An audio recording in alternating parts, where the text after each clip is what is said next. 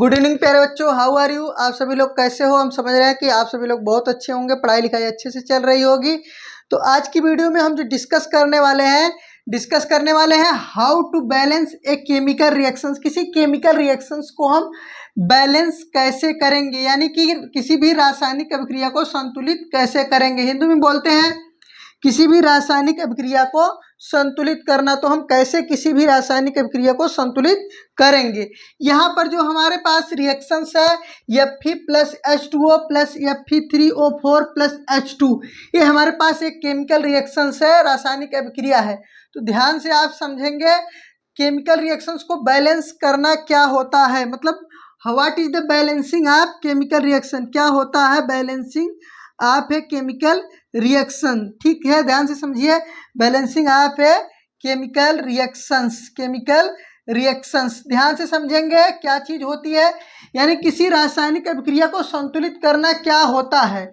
तो ध्यान से समझो, नंबर ऑफ एटम, क्या number of reactant atom, number of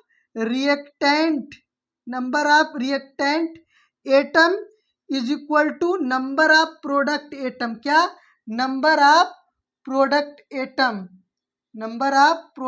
atom. ध्यान से समझो, किसी भी केमिकल रिएक्शंस में जितने नंबर ऑफ रिएक्टेंट है एटम है, उतने नंबर ऑफ प्रोडक्ट के एटम हो जाए।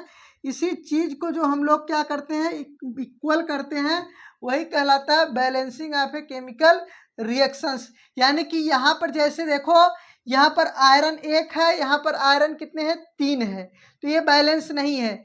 यहाँ पर हाइड्रोजन 2 है, यहाँ पर हाइड्रोजन 2 है, तो ये क्या है, बैलेंस है। क्या है, बैलेंस है। इसको हम बोलते हैं balancing of A chemical reactions. क्या बोलते हैं, balancing of a chemical reaction. Balancing of chemical reactions में हम क्या करते हैं, नंबर ऑफ रिएक्टेंट एटम और नंबर ऑफ प्रोडक्ट एटम को क्या करते हैं, इक्वल करते हैं। क्या करते हैं, दोनों को बराबर करते हैं। कैसे बराबर करते हैं, वही हम आपको यहाँ पर सिखाएंगे। ध्यान से समझिए, आपको सीखना है ट्रायल एंड एरर मेथड। क्या सीखना है, ट्रायल एंड एरर मेथड। अगर कहा जाए कि क्या और भी तरीके होते हैं, तो हाँ होते हैं, लेकिन जो है हम आपको ट्रायल एंड एरर मेथड से बताएंगे। और तरीके हैं जो 11th में हम लोग पढ़ते हैं, oxidation reduction method, half reaction method, ion electron methods. तो और भी तरीके होते हैं जिस तरीके से केमिकल रिएक्शंस को बैलेंस किया जाता है। लेकिन जो क्लास 10th स्टैंडर्ड है, वहां पर केवल पूछा जाता है इस रिएक्शन को क्या कर दो, बैलेंस कर दो। क्या कर दो, बैलेंस कर दो। तो बैलेंस चाहे जैसे आप करें, लेकिन आपके सिलेबस में, आपके कोर्स में क्या है, trial and error method. Trial and error method से हम सारे रिएक्शंस को बैलेंस करके बताएंगे और एकदम शॉर्टकट तरीका बताएंगे कैसे हम क्या करते हैं, इसको बैलेंस करते हैं।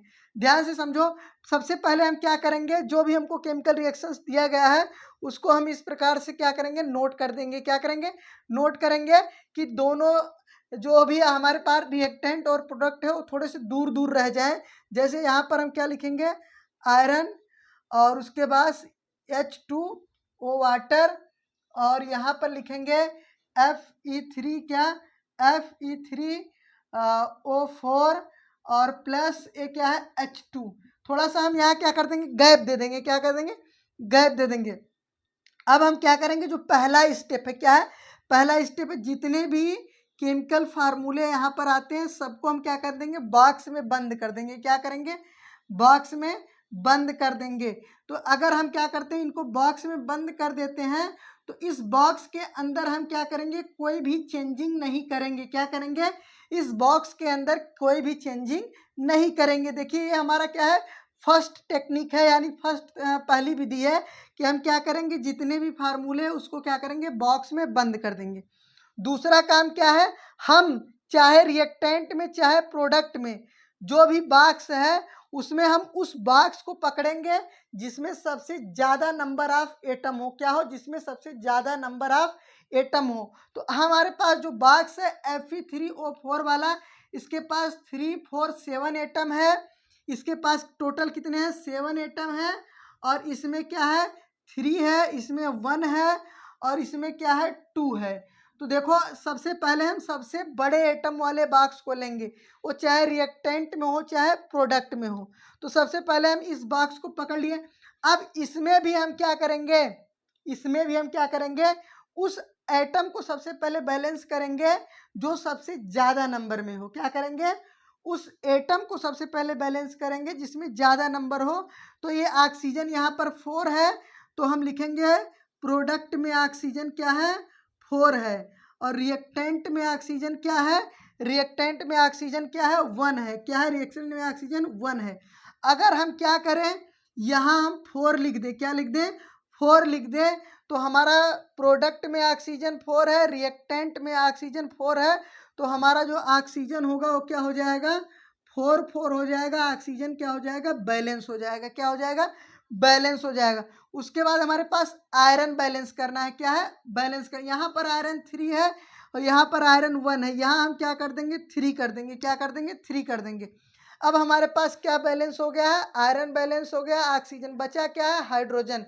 तो हाइड्रोजन क्या हो गया? 4 2 जा 8। क्या है? 4 2 जा 8।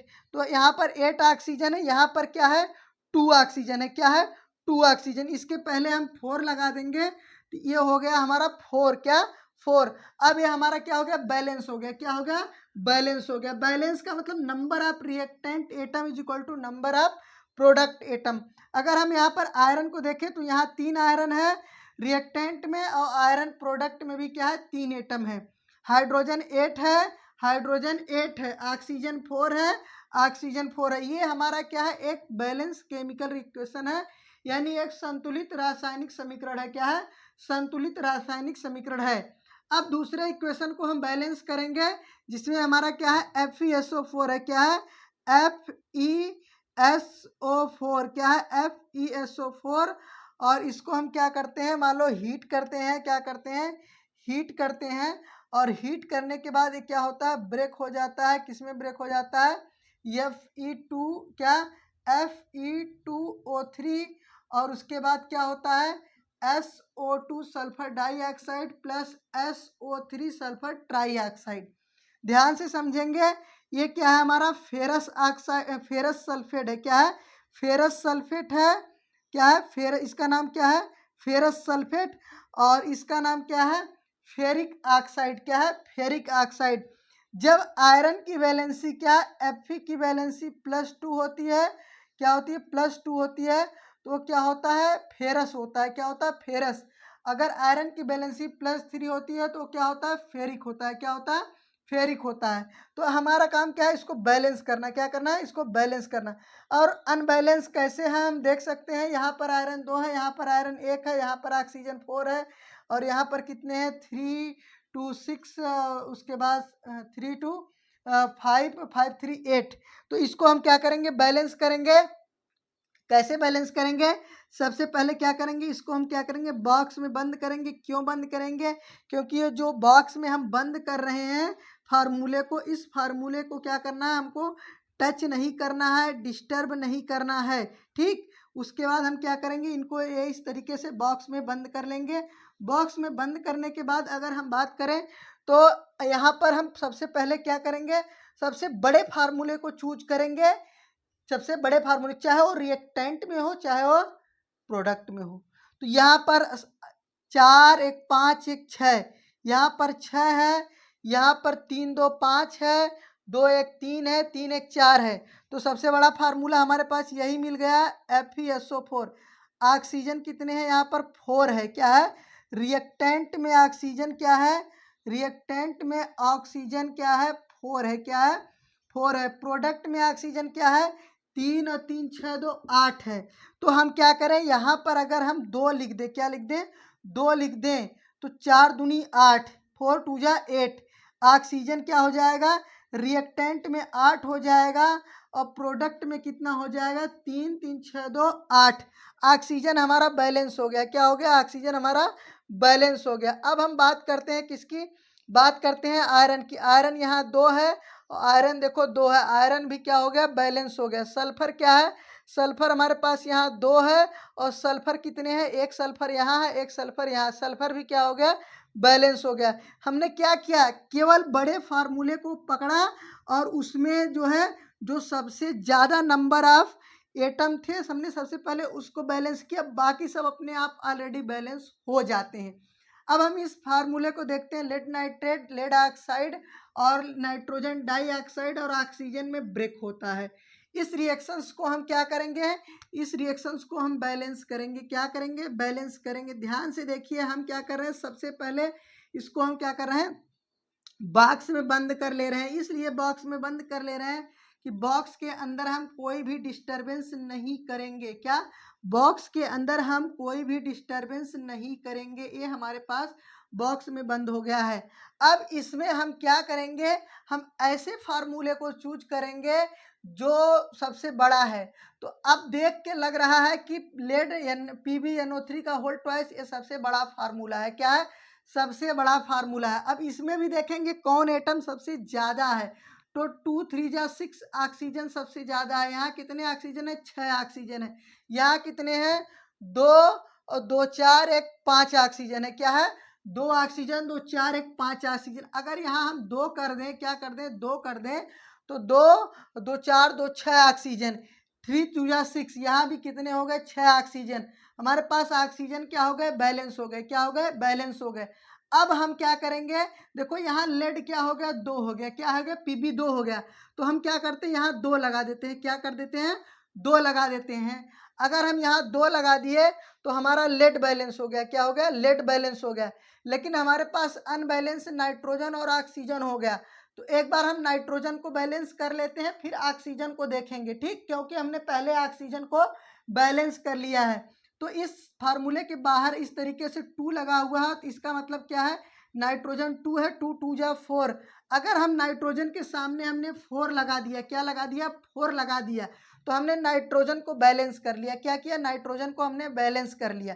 तो सबसे पहले हमने ऑक्सीजन को बैलेंस किया, फिर लेड को बैलेंस किया, फिर नाइट्रोजन को बैलेंस किया। अब हम देखेंगे क्या हमारा फार्मूला वास्तव में पूरी तरीके से बैलेंस हो गया है केमिकल रिएक्शंस, या बैलेंस नहीं हुआ है। सारे फार्मूले को चेक करेंगे।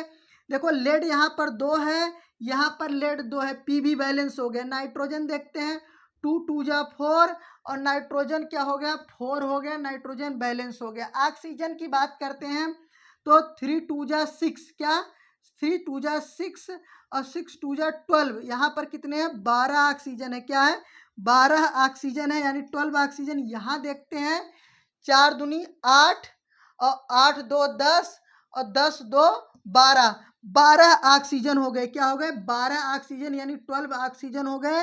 तो ये थी आपकी जो है बहुत ही बेहतरीन और शानदार टेक्निक, जिससे हम केमिकल रिएक्शंस को आसानी से बैलेंस कर सकते हैं।